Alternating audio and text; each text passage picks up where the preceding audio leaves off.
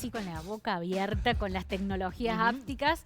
Y vamos a invitar a esta mesa, a este living, para empezar a hablar. Ya nos pasamos a otro plano. Si esas tecnologías vienen a formar parte de nuestra vida, si estuvieron ahí durante la pandemia y empezaron a revolucionarse más, ¿cómo nos afecta eso psicológica y emocionalmente? No, bueno, porque habla de todo otro campo, ¿no? De esta Mucho. historia, Así que lo vamos a invitar a Walter Krainbull, psicólogo clínico, investigador también de la Facultad de Psicología de la Universidad Nacional de Córdoba, para que se sume a conversar sobre este tema con nosotros. ¿Cómo andás, Walter? Bienvenido. ¿Cómo va? Mucho gusto ahí, Coti, mucho gusto, Miguel. Gracias por la invitación. Bueno, te preguntamos directamente por eso. ¿Cómo afectan estas nuevas tecnologías la inclusión de esto en el ámbito y en la parte psicológica y emocional nuestra? Y esto es todo una cuestión que se está viendo en estos precisos momentos y se ha agarrado toda una especie de un auge, un boom, a partir de lo que ha sido la pandemia, digamos. Las tecnologías ápticas, como decía anteriormente Eduardo, que se encargan de desarrollar todo lo implicado a desarrollos científicos y tecnológicos con lo que es nuestra interacción como seres con el medio, pero a partir del tacto. Así como la óptica estudia la visión, o la acústica estudia la audición, la áptica estudia el tacto. Esto es algo que es relativamente nuevo. A ver si recuperamos ahí el contacto. Ahí te escuchamos, Walter. Ahí va, se cortó un segundito. Sí. Desde los años 90 que esto ya se está desarrollando, pero con esto de la pandemia ha tenido un auge mucho más grande. No me quiero imaginar si te están abrazando y justo se interrumpe la señal, como nos pasó recién, ¿no? Por ejemplo. Es que bueno, eso es parte de las cuestiones que tienen la tecnología, como todo, es una herramienta, es como el fuego. Se la puede utilizar para cocinar, para protegernos, pero también se la puede utilizar por ahí para lastimar, digamos. Eso es dependiendo de cómo se lo use. Yo te preguntaba... Y bueno, y esto influye en lo que es la interacción humana. Y justamente en tiempos en que por el distanciamiento, quizás esto, a lo mejor los nietos no podían ver a los abuelos por el tema del coronavirus, seguimos dando vuelta, pero es el tema en cuestión. ¿Puede reemplazar la posibilidad de sentirse ese abrazo, de sentir esto? Digamos, y puede reemplazarlo de una manera en que nosotros lo vivamos de una manera real en nuestra psiquis, en nuestra cabeza, esto, Walter. Y esto es más o menos como el desarrollo de todas estas nuevas tecnologías de simulación que han surgido a auge más que nada a partir del año 2010 en esta fecha, como que se ha llegado más a nivel a todo el mundo. Accesible a los hogares, porque antes eran tecnologías sumamente caras que solamente universidades o instituciones con muchos recursos tenían acceso. Esto es algo similar hemos visto el hecho de estar aislado o por miedo al contagio o para cuidar y proteger a otros, en el caso de personas con la enfermedad. Bueno, se ha visto que antes que no tener nada, el hecho de ya tener un medio de comunicación visual y auditivo, ya por lo menos parcialmente lo que son nuestras necesidades humanas de interacción y de contacto están satisfechas, parcialmente. Lo mismo se busca traspolar al ámbito de lo que es la tecnología esta áptica, en lo que hace al tacto.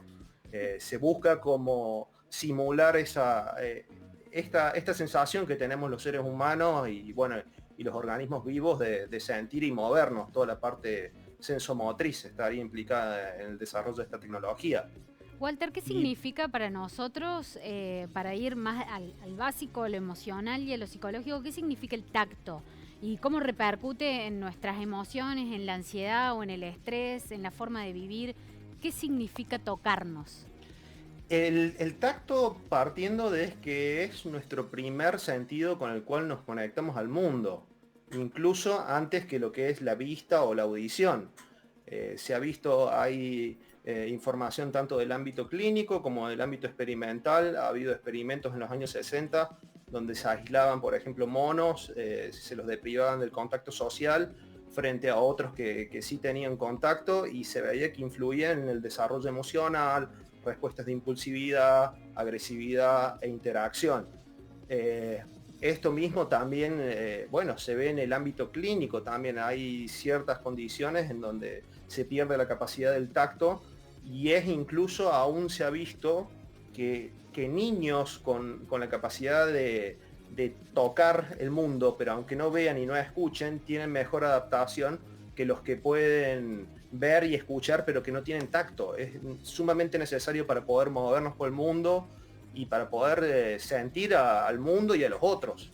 Por eso es la importancia. Es la última frontera que tiene la tecnología, la parte áptica, para poder decir ya que después podemos vivir independientemente incluso del mundo material que nos rodea.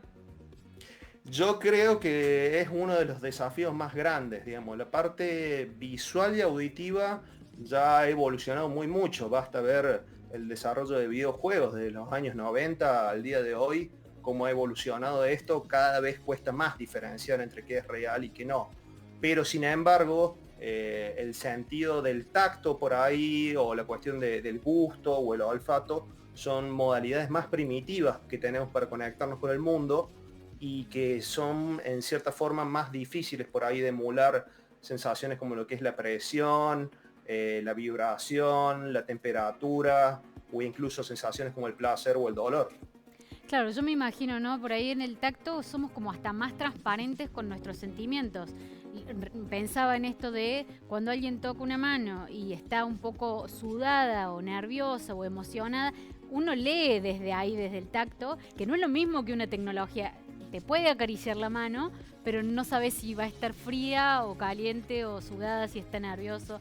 Cambia ahí, ¿no? Y claro, a mí me parece, bueno, digo, pues podemos compartir un poco entre los tres, digo, pero hay una peli que es Real Player One, que muestra un mundo distópico, nada que ver con lo que vimos hoy, pero digo, más allá de eso, es personas que se encierran en una habitación, se ponen un traje con tecnología áptica y desarrollan dentro de un mundo virtual toda una vida que es mucho más interesante que la vida que realmente tienen ellos.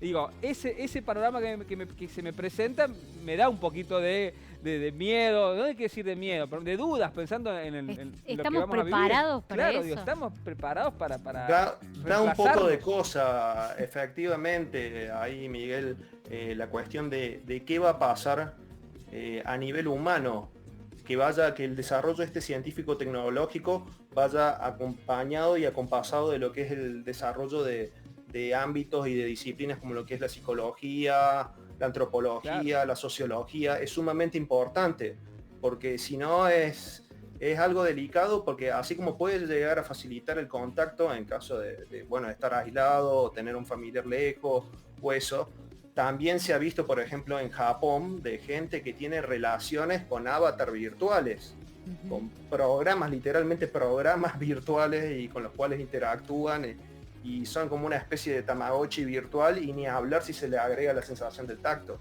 Claro, ahí sigue evolucionando. Aparte, porque también ahí después podés elegir a diseño todo, ¿no? Me imagino esto, ¿eh? Sí. Ni más ni menos, a nivel psicológico, el estar reforzando. Claro, porque ahí lo vamos a reconectar a Walter.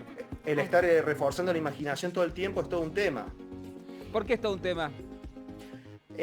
Porque nos influye en lo que es nuestro comportamiento, digamos, partiendo de que la imaginación no tenemos límite, podemos imaginar cualquier cosa, hacer cualquier cosa, y también nos podemos apegar. Por ejemplo, a un programa, se veía que los niños se encariñaban con un programa de Tamagotchi y se largaban a llorar cuando no tenían, o la mascota virtual había fallecido. Esto mismo yo calculo que puede llegar a traspolarse después, más adelante, en otros ámbitos en lo que hace lo humano, en la interacción, ya sea con lo que es telepresencia, saludarse a la distancia, o a nivel de realidad virtual también. O los perros también, perros También, virtuales perros vamos a tener. O los perros virtuales también. Walter, y te acompañan, pido irreales. una última reflexión como para cerrar también para todos aquellos que a lo mejor están cuidando a sus adultos o no están tanto en contacto con los nietos.